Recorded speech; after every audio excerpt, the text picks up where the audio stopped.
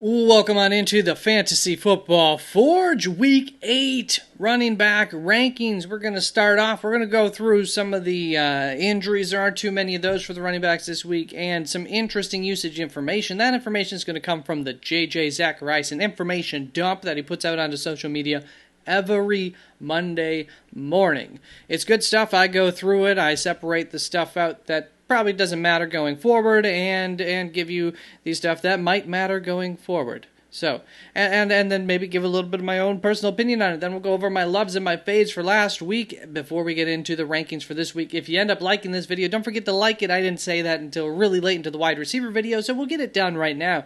I also didn't introduce the fact that, hey, you can find these rankings up on my website, www.theFFForge.com, throughout the week, where they do get updated. And you can find me live here with the most recent version of the rankings every Thursday, 1.5 hours prior to kickoff, or 1 hour and 45 minutes really, as well as 3 hours prior to kickoff on Sunday morning. And I think maybe we can, I don't know about Saturday evening or not, but sometimes I'm here Saturday evening for a quick show as well. Those seem to do pretty good, so maybe I'll just keep doing those ones, but then the Sunday morning ones seem to get less traffic, so I don't know which way to go. Guys, let me know. Any kind of feedback you have on the rankings. What did I get right? What did I get wrong? For injuries, we have, I wrote Kareem Hunt. He did have an ankle injury. He technically played throughout the game, but he got used a lot less after the ankle injury. And I am taking that into account to an extent with how I presume that the usage from last week was impacted by that in terms of Isaiah Pacheco's increased usage, Kareem Hunt's lesser usage, and Brashard Smith's increased usage. And maybe Kareem Hunt won't be healthy this week. I assume he'll be on the injury report throughout the week and may be questionable at least through, Wednesday and Thursday. We'll see. Kendre Miller had a knee injury. I don't know how severe that may or may not be, but I think that there's a chance it'll be severe based on something that I heard. So maybe I missed the severity of that in not looking into that too deeply, but obviously that means Devin Neal would be the next man up as the backup in New Orleans. Interesting usage information. Chase Brown's running back share has dropped down to 70% or less for the third straight week in a row after dominating it through the first 4 weeks and about 3 weeks ago. I warned you about this, and it has been happening, of course. Even with that, the production has been a little bit better with the quarterback change, so hopefully we're okay there. Jaylen Warren's running back share shot right back up. There was a little bit of concern, but that his limited usage a week ago, or in week 6, had to do with just him recovering, coming back from that injury, it would appear, and so we're back. And so Jaylen Warren's all the more useful going forward. Kyren Williams had a season-low running back share. I want to say that might have had a little bit to do with game flow and stuff, so I'm not overly concerned about that, but that has been something that's gone up and down throughout the season to some extent. Kyle Manangai had a season-high running back share. I do believe this probably had something to do with the fact that DeAndre Swift came into the game questionable with an injury, and so that very well might have had a lot to do with that. But obviously, keep an eye on it. And Kyle Manangai, somebody that's good to have, good to hold for now. Quinshon Judkins has been nearly completely phased out of the receiving game, so that does hurt the consistency of him potentially in a game where a defense just shuts down that rushing attack, that offense, that could happen in any given game. And if he's not getting used as a receiver at all, which he really is not, that could spell some trouble and create quite a low floor in those types of games. Trevion Henderson was nearly completely phased out of Week 7's game altogether. Just where's Trevion? No, where's Waldo? He wasn't out there.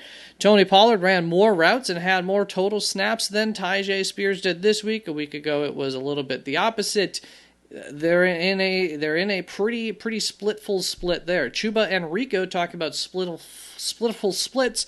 That's a 50-50 split there between Chuba and Rico, as true of a 50-50 as you can get. They just touted one out one drive and the other out the next drive. So who's going to do better any given week? Who knows? Is Rico Dowdle a better running back than Chuba Hubbard? I don't know. I think they're both above average running backs. So I really don't necessarily think so, but then again, I don't have the highest opinion of either of them. I just think that they're good running backs. Kamani Vidal dominated the running back usage for the Los Angeles Chargers, so there doesn't seem to be much of a question there. So going forward for now, Kamani Vidal, be that guy. Knight and Carter, talking about Arizona's backfield, they split also pretty evenly, not a perfect 50-50 split or anything, and I do think game flow, I think game flow helped Knight to keep that more evenly split in a game where they were working from behind. I would have expected to be more Carter, which was why I liked him more coming into the week and last week as well, to an extent, although last week was weird, week 6. But nonetheless, it's kind of a nasty split there for now. I don't know how much that really changes, and I do think that game flow impacts which one. So if you think that they're going to be leading the game, winning the game, playing from ahead for the game, Knight, I think, is your guy, and if they're playing from behind, I think it's Carter. For now, unless, of course, they get back that Emari Demercado, then that really makes it probably, I don't know. Does Carter then go back in front of Knight again because there was that big announcement in week 6 that Knight was going to be the lead back, but then it was Carter was the lead back, but then as soon as Emari Demercado went out, Knight became the lead back and Carter became Emari Demercado. So what happens when Emari Demercado comes back? I could not really tell you. Best bet, I guess, Knight is the lead back. I don't think that's a guarantee. Tyrone Tracy ate into Cam Scadaboo's workload. Was concerned about this, talked about this. All this does is just, he's not going to become the lead back, I don't think. But Cam Scadaboo it makes the chances easier to bust because there are going to be fewer opportunities for him than there were when there was no Tyrone Tracy. Tyrone Tracy came back, and he has a role in this offense now. So it's just something that we have to accept. J.K. Dobbins is not being used as a pass catcher at all, so that's, you know how that goes. That hurts the floor there, baby. And Bill Krosky, talk about floors, had a 3-week low snap share. Was that due to the game script? I think maybe a little bit, possibly. Will that game script get better in the short term? I don't know. So, obviously, we're not going to be putting Bill in, the top 12 again for the time being. Want that offense to get healthy again and see that snap share go back up, too, would help, along with that. For my Week 7 loves and fades, how did I do? I loved Jordan Mason and Woody Marks. Woody Marks salvages the day with a touchdown. And Jordan Mason did not.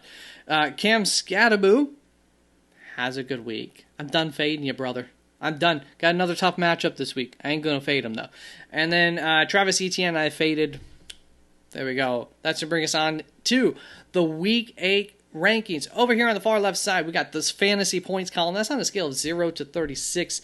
And it is average fantasy points per week with a twist of consistency, because I think consistency is important. So it just values consistency over here, and we've got the amount of opportunities, 2 points for every target and 1 point for every run, because that's how the math works out and how important those are. Once again, every rush, every target, they're not all created equal. This isn't the full story, but it is one that has a correlation to the fantasy points at the very least. So it helps to keep an eye on that. These columns can help us to find out who are the guys who have been overproducing or underproducing, and do we think that they'll overproduce or underproduce going forward? Like Jonathan Taylor here, good amount of opportunities.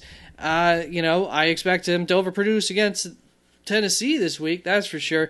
In a game flow, we got the Vegas spread here. That should work very well for the rushing attack. And in an implied point total, that's, I think, the highest of the week, or second highest, right up there.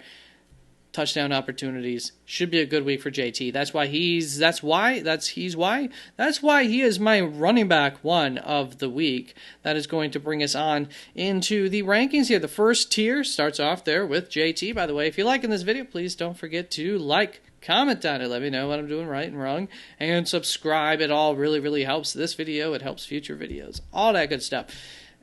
Bijan Robinson's my running back 3 of the week. James Cook, Josh Jacobs, Javonte Williams, Saquon Barkley, Devon Achane. You can't really convince me to sit these guys this week, even if, Saquon's been a little bit underproducing, and Devon Achane's got a tough matchup yet again this week. Don't love that. Javonte Williams, tougher matchup here against Denver, too. But you know what? we're playing them. That's going to bring us on to the second tier. And we're probably playing these guys as well. This kicks off with my RB9 and Quinshon Judkins going against New Orleans. Implied point total is pretty low there. You know, he's a guy who could always just put in a mediocre game if he doesn't get that touchdown and doesn't break off a big run. Rachaad White looks like it's probably going to be him again this week. Obviously, the rankings would change if Bucky Irving were to come back, but good matchup here against New Orleans. DeAndre Swift coming off of a couple great weeks. He's been solid outside of that this year anyways. And you got Baltimore. So that's a good matchup right ahead there of Cam Skadbu in a rough matchup where he cleaned up just 2 weeks ago in this same matchup. But the implied point total here is still low. Still not really a favorable game script. Still don't know for sure that Tyrone Tracy doesn't eat into his receiving workload as well, but so far that hasn't happened, so that's very, very promising. Which brings us on to Derrick Henry, who's been quite disappointing this season, but he's got Chicago this week, and maybe Lamar Jackson. If there's no Lamar Jackson, might end up having to move him down a little bit, but for now I'm just planning on there being a Lamar Jackson. I don't know if that'll happen or not. J.K. Dobbins going up against Dallas should be a good matchup, but, you know, he's another one of these guys, a little bit risky with the amount of opportunities that he gets. By the way, Rachaad White's totals here are throughout the whole season, not just the last 2 or 3 weeks without Bucky Irving there. Obviously, these numbers are better if you were to remove the games where he was not the starting running back. Breece Hall in at running back 15, going up against Cincinnati. It's a good matchup. So, whoever's the quarterback doesn't really change my feelings on where I'm going to rank Breece Hall. Hope that it goes well. And Jaylen Warren, loving this week. Maybe he could go up higher, but it is a tough matchup against Green Bay. Nonetheless, I'm going to love him this week because one of the ways that you can offset a pass rush is get that ball out quick to your running back, to your tight end. Teams have definitely thrown them to the tight ends a lot against Green Bay, and Pittsburgh throws to their tight ends a lot. So this is a bad matchup for Green Bay's defense here yet again. So I won't be surprised if Pittsburgh manages to move the ball, get some touchdown opportunities on top of everything else for Jaylen Warren. But yeah, I think Jaylen Warren's the type of back who could be fine against Green Bay, and then you hope to add a touchdown onto that and several receptions on top of that. Could go well. That's going to bring us on to the next tier of running backs. It is just Alvin Kamara, Kimani Vidal, Rico Dowdle, and Chuba Hubbard back-to-back. I guess we'll give Rico Dowdle the nod for now because he performed better. And Chase Brown going against New York Jets, just barely making it up here. You know, do I feel super comfortable with it? No, but it's been better as of late. Alvin Kamara, don't expect him to do well on the ground, but that's not what we just hope for, 8, 9, 10 targets for him.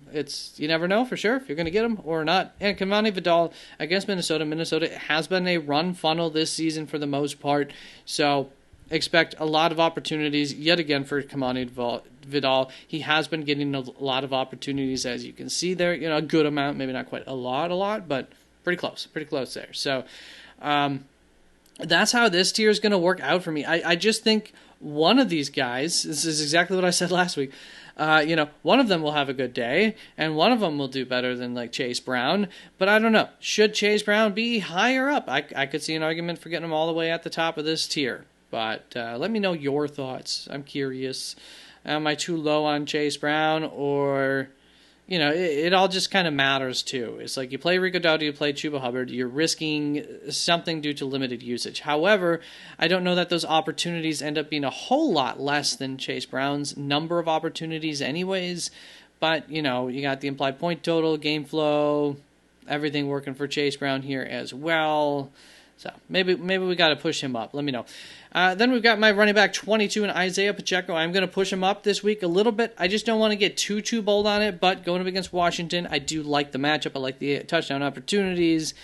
And maybe even if what we saw last week was a product of injury, which I am almost certain that it was for Kareem Hunt in terms of the difference in usage for all of the backs there in Kansas City, I do believe that they might have said, oh, you know what? Yeah, maybe we do need to get more carries to Isaiah Pacheco. Maybe he just looks a little bit better. Ja'Cory Krosky-Merritt's been disappointing. Kansas City, it's a really tough matchup. Don't love that. But Do I love it more than Aaron Jones and Jordan Mason? Assuming Aaron Jones comes back this week, we don't know. Going up against Los Angeles Chargers, also a bad matchup, and, a split backfield here. Not that Corey Krosky-Merritt isn't kind of split, but so is Isaiah Pacheco so far in the season, for the most part. Ramondre Stevenson, do we move him all the way up ahead of these guys? He is in a tough matchup against Cleveland. They're good against running backs, but one of the ways you can offset a good pass rush, which Cleveland does have, is get that ball out quickly to your tight ends and your running backs. Ramondre Stevenson, a good receiving running back, and for the first time, maybe he's not in so much of a split as he was last week. So maybe he's somebody I should get higher. Woody Marks comes through with that touchdown. Hasn't looked too great. That offensive line sucks. Once again, the game flow would expect that to work in favor of him over Nick Chubb at least, so he's here. Tony Pollard in that split. It's not pretty. It's a tough matchup. You can see lowest implied point total for Tennessee. The chance of a touchdown for these running backs in Tennessee isn't the highest. So I don't know. Nick Chubb, Tyler Algier going up against Miami there, so that's a good matchup. He got banged up in the game, but I think he's fine. We'll keep an eye on that, of course, for his ranking. Kenneth Gainwell, tough matchup. R.J. Harvey, good matchup there. Maybe move that ahead of Kenneth Gainwell. Kyle Manang, I could probably get that. Maybe I'll move these two. All right, you know what? I decided to move Ken Gainwell back. He could get some receptions and everything, but so could R.J. Harvey against Dallas.